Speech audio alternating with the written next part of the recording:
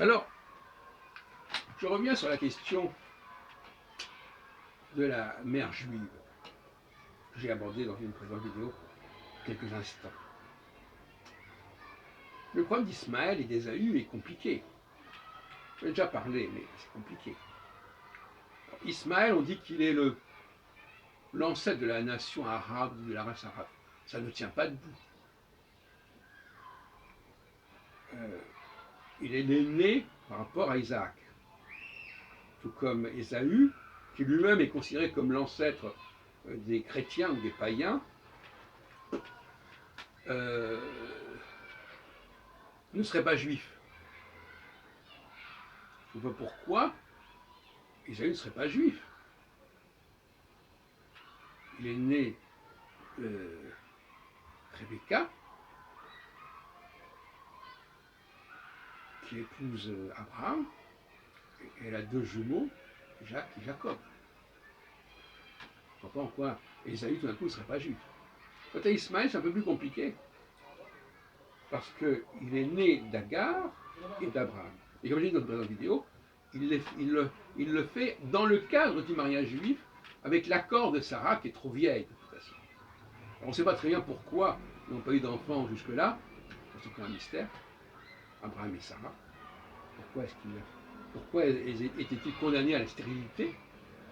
Et pourquoi ça a été un miracle de, enfin, pourquoi ils ont attendu aussi longtemps pour avoir un enfant? Et apparemment, Sarah a été stérile.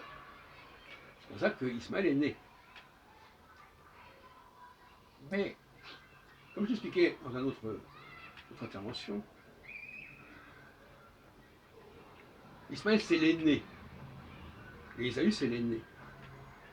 Il y a eu tout un problème de désacralisation de l'aîné dans la Bible, dans le Pentateuque. Pour des raisons que j'ai déjà expliquées par ailleurs, qui sont liées au conflit entre le royaume du Nord et le royaume du Sud. Le royaume du Nord qui est marqué par Joseph et ses fils Éphraïm et Manassé, et le royaume du Sud qui est marqué par Juda. Juda qui est l'aîné par rapport à Joseph, parce que déjà, comme son nom l'indique, il est ajouté.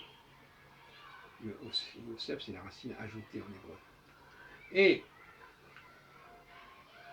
on sait que Joseph a été rejeté. Alors, bon, je ne veux pas rentrer dans le détail, mais il y a des complexités. Donc, rejet de l'aîné, dans les deux cas. Rejet d'Ésaü, rejet d'Ismaël, qui aboutit à ce fantasme d'un Ismaël, père des Arabes, d'un Ésaü et d'homme, père, voilà. Ça ne tient pas debout une seconde. C'est une invention romanesque presque.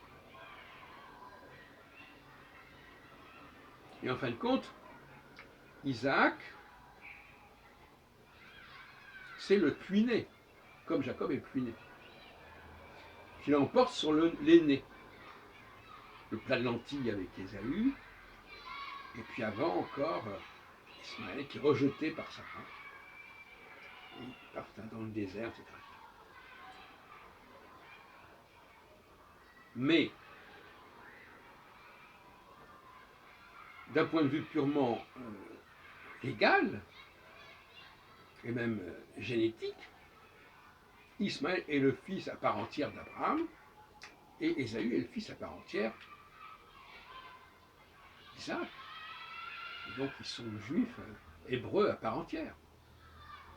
On ne peut pas leur contester cela. Mais en même temps, on peut contester que les Arabes aient le droit de se référer à Ismaël comme étant ils n'ont pas le droit de dire qu'ils sont des descendants d'Abraham. C'est une fiction, cette histoire d'Ismaël. Ismaël est un juif à part entière. Le fait qu'il soit né d'une esclave, je l'ai expliqué plusieurs fois, ne change rien à l'affaire. L'esclave qui agit dans le cadre de la famille juive, elle donne naissance à un juif. Tout comme les esclaves qui ont permis à Jacob d'avoir certains enfants, qui sont quand même les pères des tribus d'Israël, eh bien, ils sont juifs à part entière. On ne peut pas dire le tel et tel personnage né d'une esclave avec Jacob n'est pas juive et la mère de je ne sais quel peuple X ou Y, ça n'a pas de sens. Donc il faudrait quand même réfléchir là-dessus, ce serait souhaitable. Donc je répète, pour moi les Arabes n'ont rien à voir avec Abraham.